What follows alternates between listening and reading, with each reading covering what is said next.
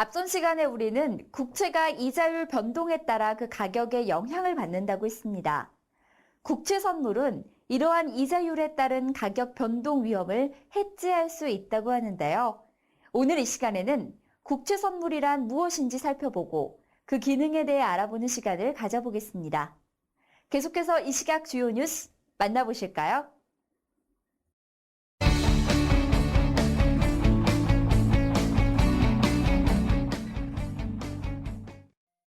2012년 7월 12일 금융통화위원회는 기준금리를 3.25%에서 3%로 전격 인하했습니다.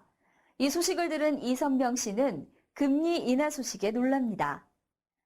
당시 시장 참여자들은 빨라야 8월에 인하될 것으로 예상한 터라 시장 충격은 더했고, 게다가 연내 추가 기준금리 인하에 대한 기대감이 확산되면서 시장 금리도 따라서 급락했습니다.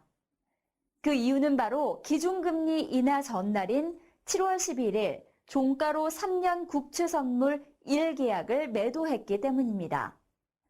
이선명 씨는 12일 종가 105.75포인트에 국채 선물 1계약을 매수하여 단 이틀에 69만 원의 손실을 보았습니다. 7월 12일 기준금리 인하는 국채 선물 보유 투자자에게 큰 영향을 미쳤습니다. 기준금리가 인하됨에 따라 시장의 자금이 풍부해지면 금리가 하락하게 되는데요. 금리 하락은 다시 국채 선물 가격을 상승시키는 요인입니다. 11일 종가로 매도한 국채 선물을 12일 종가로 매수하면서 이선명 씨가 69만 원의 손실을 보았던 것도 바로 이러한 이유 때문이죠. 따라서 기준금리 인하와 같은 통화정책은 국채 선물의 가격을 결정하는 중요한 요인이라고 합니다. 이외에 국채 선물 가격 결정에 영향을 주는 다른 요인들은 무엇이 있을까요? 이슈인사이드에서 그 해답이 있습니다. 보통 국채 선물하면 낮은 비용으로 미래의 금리 변동 위험을 회피할 수 있는 안정적인 상품이라고 합니다. 이에 못지않게 단기 매매를 목적으로 하는 개인 투자자들에게 주의할 사항도 많다고 하는데요. 앞서 이선명 씨처럼 자신의 예상과 다르게 시장 상황이 전개되어 짧은 기간에 큰 투자 손실이 발생할 수도 있습니다. 그래서 오늘 이 시간에는 국채 선물 전반에 걸쳐 투자자가 알아야 할 기본 사항과 실제 국채 선물 가격에 영향을 미치는 요인들, 그리고 개인 투자자가 국채 선물을 거래할 때 유의해야 할 사항들은 무엇인지 알아보도록 하겠습니다.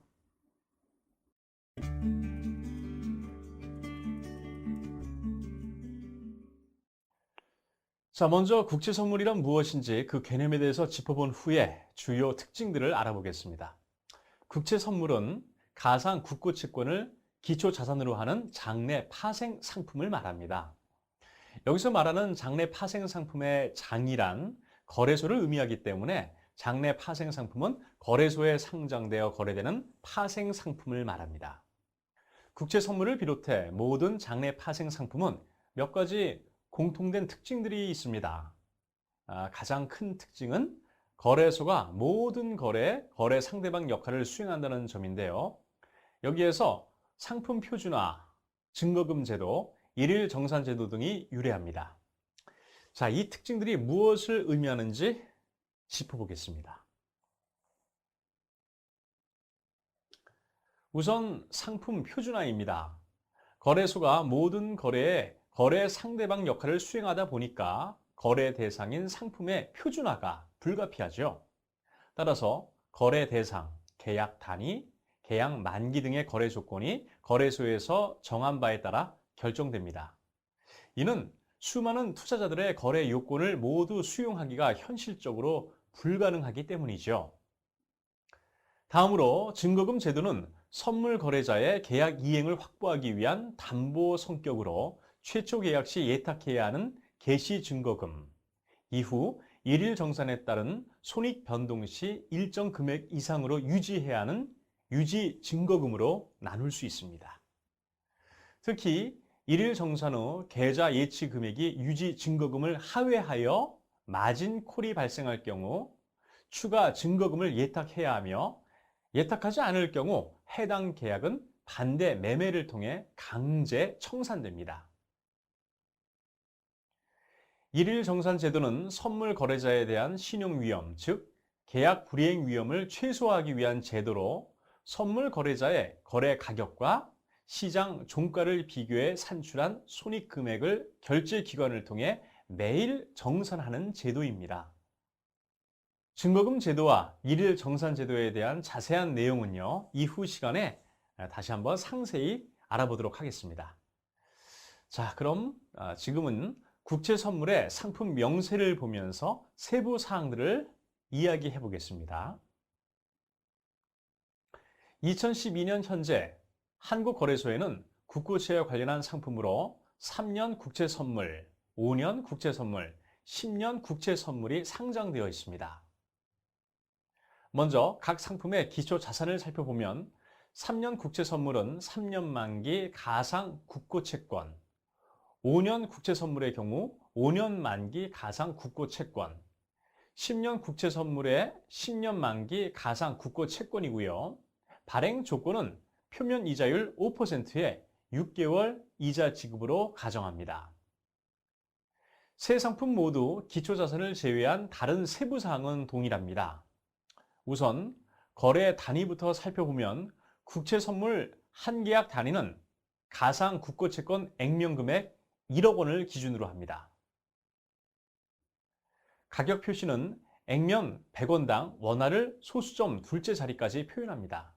이때 국채 선물이 움직이는 최소 가격 변동 단위를 틱이라 하는데 이를 금액으로 환산하면 한 틱당 10,000원에 해당합니다. 거래 시간은 월요일부터 금요일까지 오전 9시부터 오후 3시 15분까지이며 최종 거래일엔 오전 9시부터 오전 11시 30분까지만 거래합니다. 결제월은 3월, 6월, 9월, 12월로 이 중 2개 최근 월물만 상장되어 거래합니다. 예를 들어 2012년 11월 현재 3년 국채선물, 5년 국채선물, 10년 국채선물은 각각 12월물과 2013년 3월물 두 가지가 상장되어 있습니다. 다만 시장에서는 가장 근접한 거래 월물인 최근 월물 위주로 거래되는 경향이 있습니다. 최종 거래일은 결제월 세 번째 화요일이고 최종 거래일이 휴장일인 경우 순차적으로 앞당깁니다. 최종 결제는 최종 거래일의 다음 날 현금 결제로 이루어집니다. 이외에 보다 자세한 상품 내역은 한국거래소 홈페이지에서 확인할 수 있습니다. 자, 이번엔 채권의 만기 수익률과 국채 선물 가격은 어떤 관계를 가지는지 알아보겠습니다. 지난 시간에 채권의 만기 수익률과 채권 가격은 역의 관계라고 했던 거 기억나시죠? 국채 선물의 기초 자산은 가상 국고 채권이란 점에서 채권의 만기 수익률과 국채 선물 가격 역시 역의 관계가 성립합니다. 즉, 채권 만기 수익률이 하락할수록 국채 선물 가격은 상승하고 수익률이 상승할수록 국채 선물 가격은 하락하게 됩니다. 또한 지난 시간에서 살펴보았듯이 채권은 장외시장에서 만기 수익률로 호가 제시와 거래 체결이 이루어지므로 수익률 변화에 따른 채권 가격 변동 위험을 측정하기 위한 측정 지표가 필요합니다. 이때 현업에서는 BPV라는 지표를 통해 수익률 1bp가 변할 때 채권 가격 변동분을 파악함으로써 가격 위험을 측정한다고 했습니다. 그렇다면 국채 선물도 가격 위험 측정 지표가 필요할까요? 국채 선물의 경우 앞에서 이야기한 것처럼 최소 호가 단위인 T 기준으로 호가 제시와 거래 체결이 이루어지고 선물 한 계약당 1틱의 가치는 10,000원임을 이미 알고 있기 때문에 별도의 가격 위험 측정 지표가 필요치 않습니다. 예를 들어 3년 국채 선물 100계약을 106.15에서 매수한 이후 국채 선물 가격이 106.18로 상승할 경우를 계산하면 화면과 같이 계산할 수 있습니다. 따라서 이 투자자의 손익은 300만 원 이익인 결과가 나옵니다. 가격 위험 측정 지표가 없어도 선물 한 계약당 1틱의 가치는 10,000원임을 이미 알고 있기 때문에 가격 위험 측정 지표가 필요 없는 것이죠. 그렇다면 시장 참가자들이 국채 선물을 거래하는 이유는 무엇일까요? 우선 해지 목적의 국채 선물 거래를 생각할 수 있습니다. 이는 채권 보유자가 금리 상승으로 인한 채권 가격 하락 위험을 해지하기 위해 국채 선물을 매도해 금리 변동으로 인한 손익 변동을 최소화하고자 하는 경우를 말합니다. 즉, 금리가 상승하면 보유 채권의 가격 하락으로 손실을 보지만 매도해 놓은 국채 선물의 가격 역시 하락하므로 국채 선물에서는 이익을 보게 되므로 채권의 손실과 국채 선물의 이익을 모두 감안한 순손익을 안정적으로 유지하고자 하는 경우입니다. 국채 선물은 장내 파생 상품으로 가장 유동성이 높다는 점을 감안하면 보유 채권의 유동성이 낮을수록 해지 목적 국채 선물 거래가 더 필요합니다. 예를 들어 2012년 11월 21일 국고 0275-1709 액면 100억 원을 2.87%의 매수 투자한 투자자를 가정해 봅시다. 2012년 11월 21일 국고 12-4는 5년 지표 무리이므로 유동성이 상당히 좋지만 이 채권의 가격 변동 위험을 해지하기 위해 3년 국채 선물 150계약을 106.19포인트에 매도했다고 추가로 가정을 하겠습니다. 즉 11월 21일 이 투자자는 국고 12-4 액면 100억 원을 2.87%에 매수하는 한편 3년 국채 선물 150계약을 106.19포인트에 매도했습니다. 11월 21일 종가를 살펴보니까 채권 만기 수익률은 1bp 상승해 2.88%, 3년 국채 선물 가격은 106.16포인트라 가정하면 이 투자자의 손익은 화면과 같이 계산되어 국고 12-4의 경우 440만 원 손실이, 국채 선물의 경우 450만 원의 이익이 발생합니다. 따라서 이 투자자는 시장 만기 수익률이 변했음에도 불구하고 국고 채권 매수와 국채 선물 매도를 통해 손익의 변동을 최소화시켰음을 알 수 있습니다. 여기서 주의할 점이 있는데요. 국채 선물 매도 계약수에 따라 채권 손익과 국채 선물 손익을 모두 감안한 총 손익이 변동한다는 점입니다. 따라서 국채 선물 매도 계약수를 어떻게 결정하느냐가 관건이라 할 수 있겠고요. 실무에서는 대개 국고 채권의 BPV를 이용해 국채 선물 계약수를 산출합니다. 한 가지 더 주의할 점으로 예시에서는 국고 12-4의 움직임과 3년 국채 선물의 움직임이 안정적임을 가정했다는 점입니다. 예를 들어 국고의 12-4의 시장 수익률은 변화가 없는데 다른 수급 요인으로 3년 국채 선물의 가격만 변화할 경우 기대했던 해지 효과를 거둘 수 없을 수도 있습니다. 이번엔 차익거래 수단으로 국채 선물을 활용하는 경우를 살펴보겠습니다. 앞서 각 국채 선물별로 기초 자산을 살펴보았는데요. 이 국채 선물의 기초 자산인 가상 국고 채권의 수익률은 실제 시장에서 거래되는 국고 채권의 수익률을 이용해 결정합니다. 가상 국고 채권의 수익률 결정에 이용되는 실제 채권을 최종 결제 기준 채권 또는 바스켓 채권이라 하며 국채 선물 상장 무렵에 거래소가 선정하여 발표합니다. 이때 국채 선물이 시장에서 거래되는 시장 가격과 최종 결제 기준 채권의 수익률을 통해 산출한 이론 가격과의 괴리를 이용하여 무위험 차익 거래를 수행할 수 있습니다. 즉, 만기일에 국채 선물 이론 가격과 시장 가격이 수렴하는 원리를 이용하여 고평가된 거래 대상은 매도하고 저평가된 거래 대상을 매수한 후 만기일까지 유지할 경우 그 차이만큼을 수익으로 실현할 수 있습니다. 좀 더 자세히 이야기해 볼까요? 국채 선물 시장 가격이 이론 가격을 크게 상회할 경우 고평가된 국채 선물을 매도하고 저평가된 최종 결제 기준 채권을 매수한 후 국채 선물 만기일까지 그 포지션을 유지하면 국채 선물 시장 가격에 과대평가된 부분만큼을 수익으로 실현할 수 있습니다. 반대로 국채 선물 시장 가격이 이론 가격을 크게 하회할 경우 저평가된 국채 선물을 매수하고 고평가된 최종 결제 기준 채권을 매도함으로써 국채 선물 시장 가격에 과소평가된 부분만큼을 수익으로 실현할 수 있습니다. 마지막으로 투자 수단으로의 국채 선물 거래를 생각할 수 있습니다. 즉, 향후 국채 선물 가격의 상승 하락 여부를 예상하여 매매하는 방향성 트레이딩을 통해 단기 투자 수익을 기대하는 경우를 말합니다. 국채 선물은 장내 파생 상품의 일종으로 고레버리지 효과를 기대할 수 있다는 점에서 투자 수익을 극대화할 수 있습니다. 다시 말해 상대적으로 소액의 증거금 예탁만으로 현물 매매와 동일한 경제적인 효과를 기대할 수 있는데요.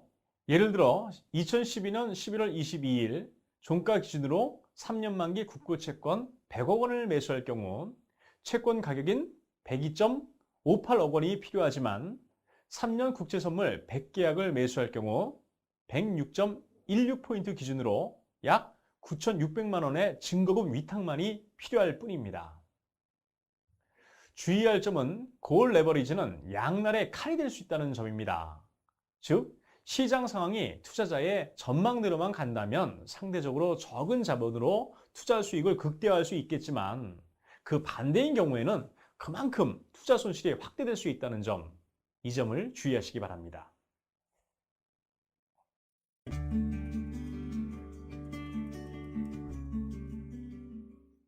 실제 시장에서는 국채 선물의 가격을 결정하는 요인으로는 무엇이 있을까요?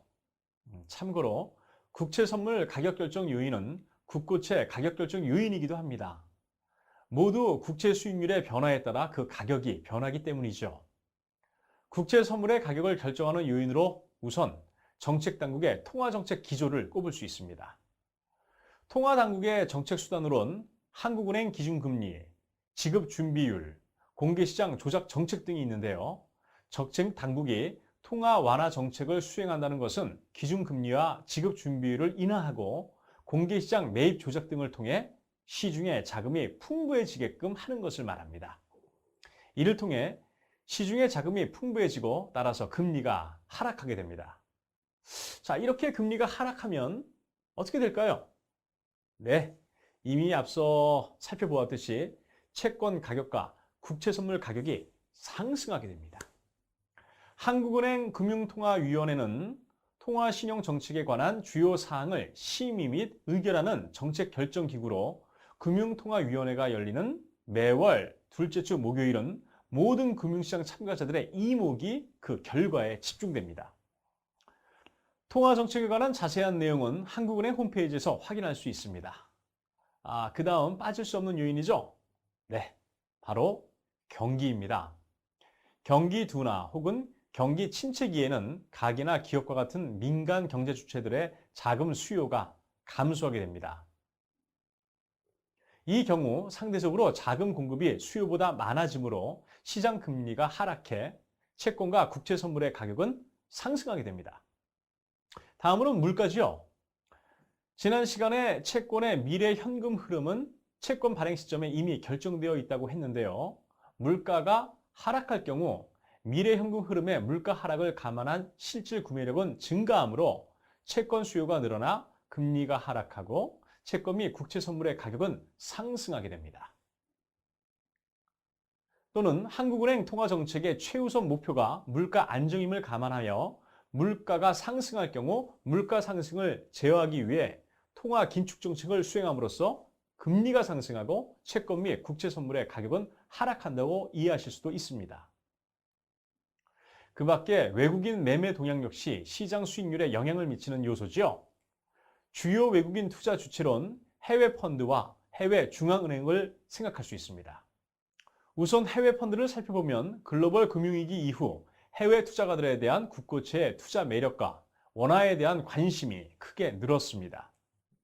이는 해외 투자가들 사이에서 우리나라 재정 건전성과 경제 펀드메탈이 상대적으로 양호하다는 인식이 확산된 데다가 IMF 이후 진행된 자본 자유화에 따라 환금성이 확보되었기 때문입니다.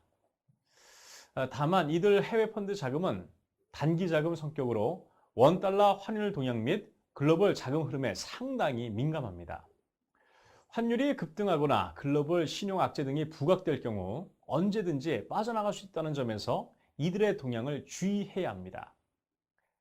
해외 중앙은행의 경우 그들이 보유한 외환 보유액 다변화 차원에서 원화 국고 채권을 매수한 경우고요. 상대적으로 장기 자금 성격으로 해외 펀드에 비해 안정적인 흐름을 보입니다. 마지막으로 수합시장 동향을 들 수 있습니다. 이자율 시장에는 지금까지 살펴본 채권, 국채선물 이외에도 장외 파생 상품인 수합시장이 있습니다. 수합시장은 상대적으로 생소한 개념이기 때문에 여기에서도 이런 것도 있구나 하는 개념 정도만 이해하기로 하겠습니다. 원화 이자율 수합은 일정 기간마다 3개월 CD와 고정금리를 주기적으로 교환하기로 한 계약을 말합니다. 이 시장은 국채선물, 국고채, 현물시장과 더불어 이자율 시장의 한 축을 담당할 정도로 큰 비중을 차지하고 있습니다. 다만 장외 파생 상품이므로 대형 금융기관들만이 이자율 수합시장에 참가할 수 있고요. 채권 매수 및 수합 고정금리 지급, 채권 매도 및 수합 고정금리 수치와 같은 매매 형태를 통해 채권 수익률에 영향을 미치게 됩니다. 또 통화수합이라는 장외 파생 상품이 있습니다. 이는 일정 기간마다 6개월 리보 금리와 원화 고정금리를 주기적으로 교환하기로 한 계약을 말합니다. 통화수합은 USD 원금과 원화 원금의 교환이 수반되므로 금융기관 중에서도 신용도가 우수한 은행들 위주로 시장이 형성되고요. 외국계 은행 중심의 재정 거래를 통해 채권 시장에 영향을 미치게 됩니다.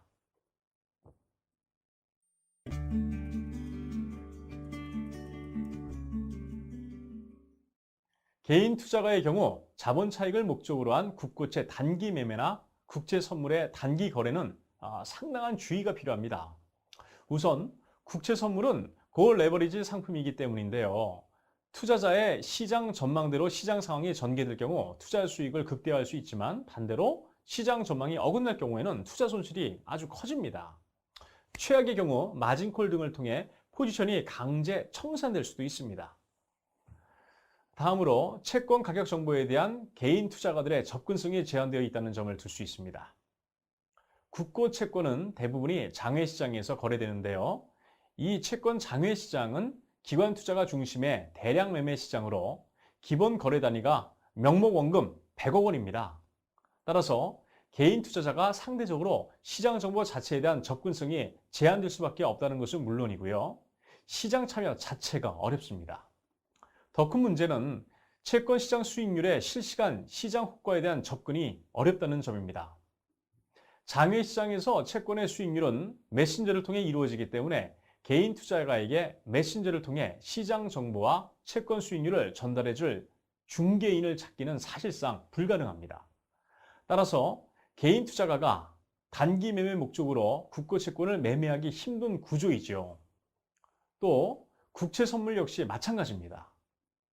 국채 선물의 경우 거래소 상장 상품이므로 HTS 등을 통해 실시간 가격 정보에 대한 접근은 가능합니다. 단, 기초자산의 국고 채권의 수익률에 대한 실시간 가격 정보가 차단된 상황에서 국채 선물을 단기 거래하는 것은 코스피 지수 혹은 코스피 200 지수가 얼마인지 모르는 상황에서 주가지수 선물을 단기 거래하는 것과 같습니다. 앞서 살펴보았듯이 이자율 수합 및 통화 수합은 대형 금융기관만 참여가 가능한 시장입니다. 개인 투자가의 경우 수합 시장에 대한 실시간 가격 정보는 물론이고요. 대부분 시장 메커니즘 및 수합금리 등락 배경에 대해서도 파악하기가 힘듭니다. 그런데 수합 시장은 차익 거래 등을 통해 채권 시장에 상당한 영향력을 행사한다는 점에서 개인 투자가의 국고채 혹은 국채 선물에 대한 단기 매매는 위험할 수밖에 없습니다. 자, 지금까지 국채 선물 전반에 걸쳐 투자가가 알아야 할 기본적인 사항들과 개인 투자가가 유의해야 할 점들에 대해서 이야기했습니다. 국채 선물은 레버리지가 높은 상품이며 개인 투자가가 단기 거래 목적으로 이용하기에는 위험성이 높다는 점, 이 점을 반드시 기억하시기 바랍니다. 이제 국채 선물은 어떤 상품인지 그 개념이 잡히셨나요? 오늘 내용을 다시 한번 정리해 보면서 이 시간을 마무리하겠습니다. 국채 선물이란 가상 국고 채권을 기초 자산으로 하는 장내 파생 상품을 말하며 2012년 현재 한국거래소에는 3년 국채 선물, 5년 국채 선물, 10년 국채 선물이 상장되어 있습니다. 시장 참가자들이 국채 선물을 거래하는 목적은 해지, 차익 거래, 방향성 거래를 하기 위함이고요. 가격을 결정하는 요인으로는 통화당국의 통화정책과 경기, 물가, 외국인 매매 동향, 수합시장 동향 등이 있습니다. 개인 투자자는 자본 차익 목적으로 국고채나 국채 선물을 단기 매매할 때 고래버리지 성격을 가진 국채 선물의 특성과 채권 가격 정보에 대한 접근성이 제한되어 있다는 점, 그리고 장외 파생 상품의 경우 시장 정보에 대한 접근이 불가능하다는 점을 반드시 고려해야 합니다. 지금까지 국채 선물에 관해 투자자가 반드시 알아두어야 할 점들에 대해 알아봤습니다. 다음 시간에는 외환 시장의 특성과 구조에 대한 내용을 준비하여 찾아뵙겠습니다.